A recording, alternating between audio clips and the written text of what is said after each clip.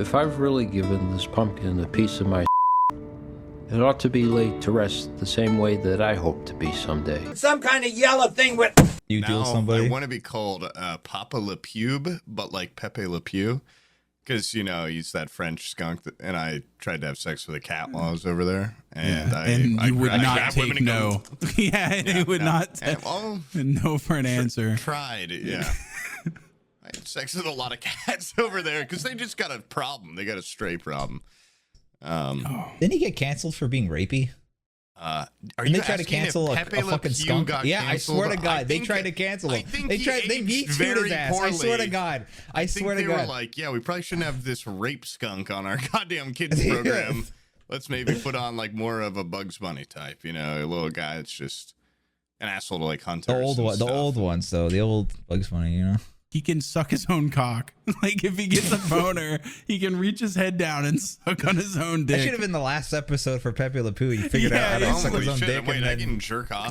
And the curtains fucking awesome. closed, fin. That was it. You never hear about him again. I can just think about that cat and jerk myself off. Yeah. And the show just immediately has a shift, and he just turns into like, what was that Adult Swim show where it's like talking with this guy, and it's just like this wholesome dude that's like a Mr. Rogers type guy. Joe Pera talks with Joe you. Pera, Joe Pera. Yeah. Oh. Yeah, Okay. if Pepe Le Pew just jacked off and realized he didn't need women anymore, he might turn into like a Joe Pera type. That'd be a funny Joe shift. Pera? Yeah, just him giving out like little life advice and just and then they generally dredge good up vibes. his old past, and then he. I hope they fucking kill Pepe Le Pew, and like that's how they cancel him. They're like, he can't be in anything else because he got hit by a car. So I just hope he dies. big Elmer Fudd finally gets a win. Is what it is. A big fat lesbian. Elmer Fudd does a a Red Dead Redemption kill where he shoots him and then goes over there and cuts his neck and fucking and like Skins him. does the full ripping skin thing where he turns him inside out. And that's the end. This animal has the smallest skunk penis I've ever seen on a creature, and he sucks. Yeah, and fucking. That'd be awesome. He's missing a rib. Yeah. You need to know those.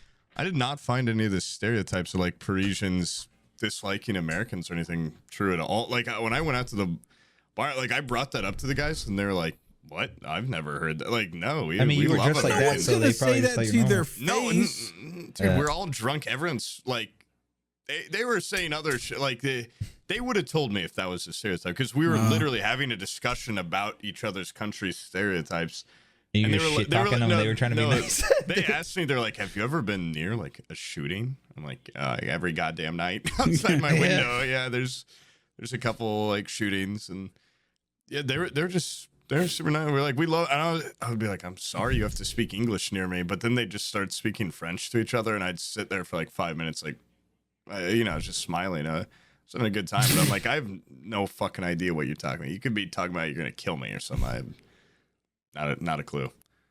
But nice people overall. The first night we get there, this house is like 250 years old or something. I mean, I make a comment to my friend. I'm like, this is like the Haunting of Hill House. Like it looks like it's like 5 in rat years. Yeah, I was like, it old. just looks old as fuck. And like, wait, what does? Haunted, the house we're staying at in France. Oh yeah, like you kept posting pictures to Twitter and everything was like 1,000 years old. It was just the oldest shit I've ever seen. Yeah, it was sweet, and it looked like it was off the set of a movie. The first night, they're like, okay, we all sleep upstairs, like 2 floors up. Your room is in the library.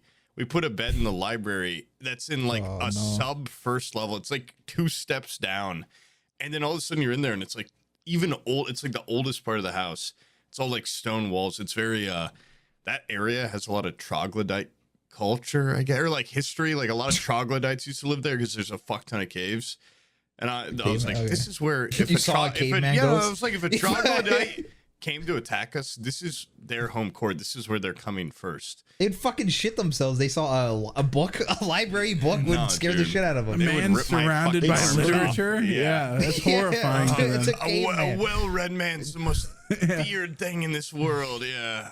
They would smell your cologne and shit themselves. They'd be, they don't know what the hell. They never smelled that in their whole life. My cologne broke on that date like 3 weeks ago. You didn't get the dildo of colognes from that guy? The dildo. 360 Ellis or Perry Ellis. Dildo of colognes. You got to. What does that I'll mean? send that to you. I've never had more sleep paralysis, like rapid fire in my life. Like I was having it every like 15 minutes. I'd wake up and it was going on for so long. And I had one, like I fell asleep with my face in my pillows and it felt like someone was holding the back of my head into the pillows. And I like screamed because like I've had sleep paralysis enough now where like I just know like you just have to try to like get yourself moving. And I was like, oh, because my face is in a pillow, like no one's going to hear it. Yeah. Fast forward, and then I'm going to flash back again. Next day, they're like, did you guys hear a woman scream last night? Like, it was so spooky. Like, it wasn't me. I am like 80% sure that could not have been me. I have the deepest scream in the whole world, so there's no way. And like, I had like sleep paralysis where I sat up. At this point, I guess it's not sleep. Like, I was just dreaming that I was in the room and I was talking to my friend. And I was like, dude, I just had the weirdest sleep paralysis, like, where my face was in that pillow and I was like being held into it.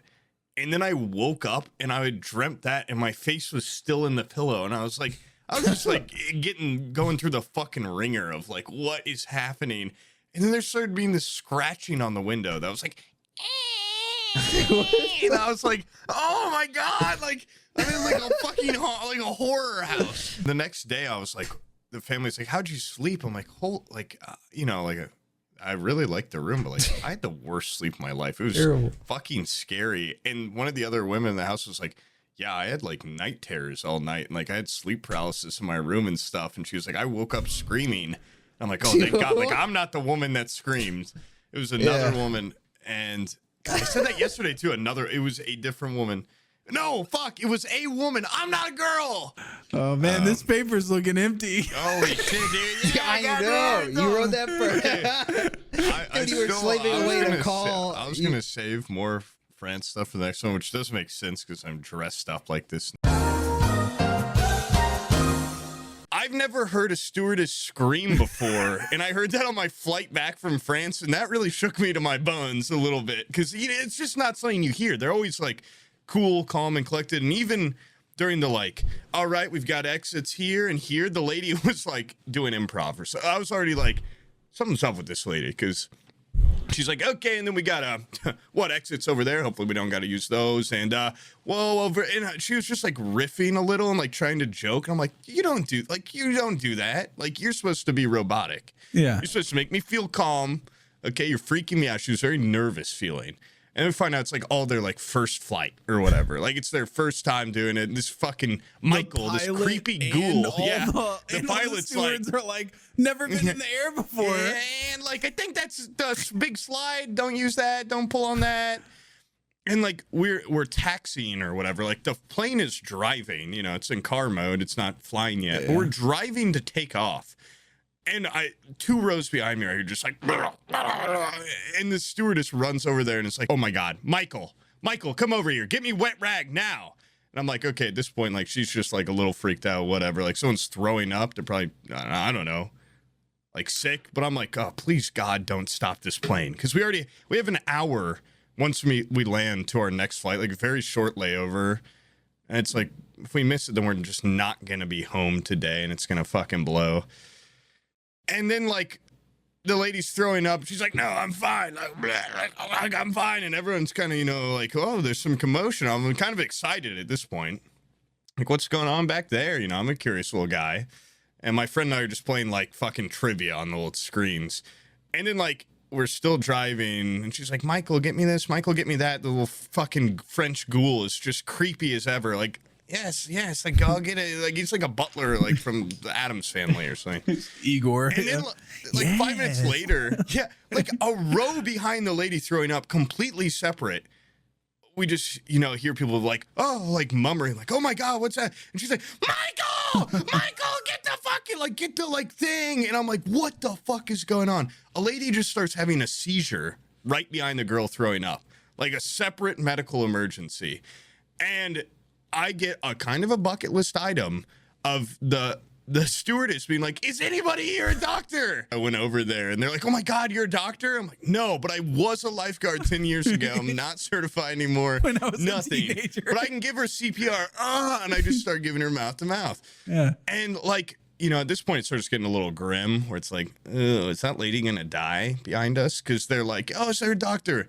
Fat little hero. This little guy comes from first class because they have to give an announcement. Like, no one around, you know, no one in the poor section's a doctor, obviously. So they give a like, is anybody a doctor? Like, no need to panic. This little guy with his little glasses, completely bald, chubby little striped shirt, just walks down the aisle so cool and calm from first class. And he's like, he's already sauced up. He's been drinking he's champagne. probably drunk. He's like, I'm not a doctor, but I know how to give mouth to mouth. Thank God, like at any of the big meals, the people we were there with paid for it because I would have just been completely fucked. Like, there's a couple times where I'm like, they're like, oh, I got the bill. No, I got the bill. And I'd be like, I got the bill. Like, just to, you know, be courteous. But I'm like, please fucking don't. Yeah. This was a courtesy speak up, not an actual speak up. My friend and I, like, the only time I'd be like, I got it. It's like we just had cappuccinos. And they're like, oh, thank you so much. I'm like, no, please. And don't forget that little treat you got with your cap. I paid for that, too. But then, any restaurant, I'd be like, yeah, I can help too if you want. I'm like, I can help with the tip. And then I like see the total. I'm like, nah. 20% of that, I'm good. One night in the living room, we left out a little bit of cheese on a plate. We left out a Scrabble board and a pair of shoes. Like, it's like, you know, we were a little fucking cartoon mouse or something. We just left out little treats and little things. And the next day, the like grandmother is there and her friends, and one of the friends goes down the stairs and sees it and is like, grandmother, don't look, it's trash. Like, it looks like they had a party in there or something. And it's like a Scrabble board, a pair of shoes, and a little plate with cheese. And she said, grandmother, don't look. And I was like, oh my God, like what? And they're so passive and they're like, oh, so you guys had a party last night, huh? And like all this stuff, and like just chewed out my friend basically for this. And like when unlicensed soiree. Yeah, like Scrabble. What is Scrabble, huh? This late at night? What are you partying? What are you spelling words like mirth? Like it was just like what the fuck are you bitching about? And she was like, at one point, the stepmom of my friend was like, yeah, old people love to complain about the glass pyramid in front of the Louvre. Grandmother the next day was like, I literally saw her clutch her pearl necklace. It was like, it's the most dreadful building I've ever seen. Like, it's absolutely awful. And they're the type of old people where they have to be like, and I saw this African fellow was out there dancing, and like, then this Japanese woman. I'm like, what does this have to do with the fucking story? Like, where are you going with this? And they're like, oh, but they were lovely people, but this black man.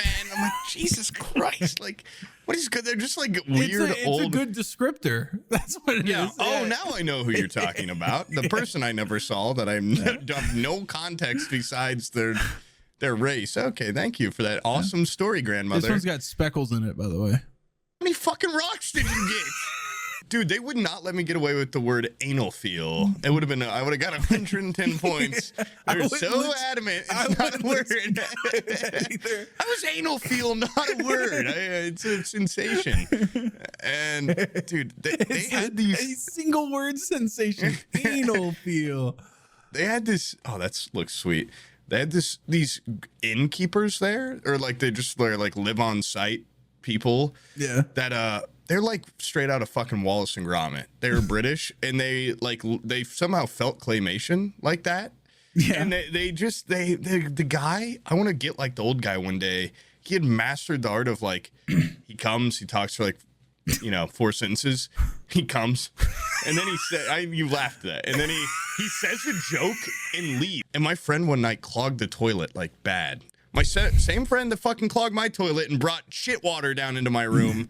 Like, he's got a problem. Like, he should go to a doctor. Yeah, it's the same fucking guy. Jesus. Same fucking guy. He clogs the toilet, and he's like horrified. He's super embarrassed because, around all these fancy people. It's his girlfriend's family. And he's trying to keep on the DL. Like, he asks the dad, like, I need help. Like, he breaks the plunger. you would hate that I'm telling this story because he was mortified. As he's trying to plunge, the plunger snaps and he shoots it too deep and he gets poop water in his face and in his mouth. So he had to take a shower, and it's wild dinner, and everyone downstairs is like, "Where is he? Where's he at? Is he okay?" And I have no idea what's going on. He had to take a full shower because he got poop water all over him, and he's clogged the toilet so bad that it's like breaking. It was like just the cup stuck it under the water, like the I don't know. I didn't go up there. Yeah, like no one there apparently ever clogs the toilet. Like it was a really flimsy. It was a wooden handle that like snapped. Like he had to really get in there. That'd be great if he impaled himself. Yeah. He goes like, ah! He's gently going there. He's dead over the toilet. It's through his back. Poop water in his face. Face covered in shit. Oh. Dude, yeah, and like it was funny. Like he acted like it was the end of the goddamn world, and we had to get the British woman to come help. And the British woman's just like, "You what? Like you got poop water everywhere, and like you clogged the bloody toilet." And I'm like, "You what?" And I walk over there. And I'm like cracking up. I'm like, "You did what? Oh my God." And she's like, "It's not funny." And I was like, "What the fuck?" Like, yeah, it is. Yeah. I'm like, I'm always going to laugh at that. I'm always going to laugh at that. The most horrible thing could happen. And now you got to at least try to find some humor in it. And she was like genuinely really mad and it got in like a screaming fit with the family that like, I don't want to say owns her, but hired her. What do you call that when you hire it? They were employees or indentured servants. Own them. Yeah. And it was like turned into this huge ordeal. And it kind of kicked off because I laughed. Because I just thought anyone would think that's funny. They got poop water in his mouth and in his eyes and stuff. Yeah. It's his own poop. Like it's gross, but it could be worse. And yeah, he was just like the rest of the night, like, "Oh man, like I'm so fucked." Like, dude, come on, fucking cheer up a little. Like, it's hilarious. Like, it's a very funny ordeal.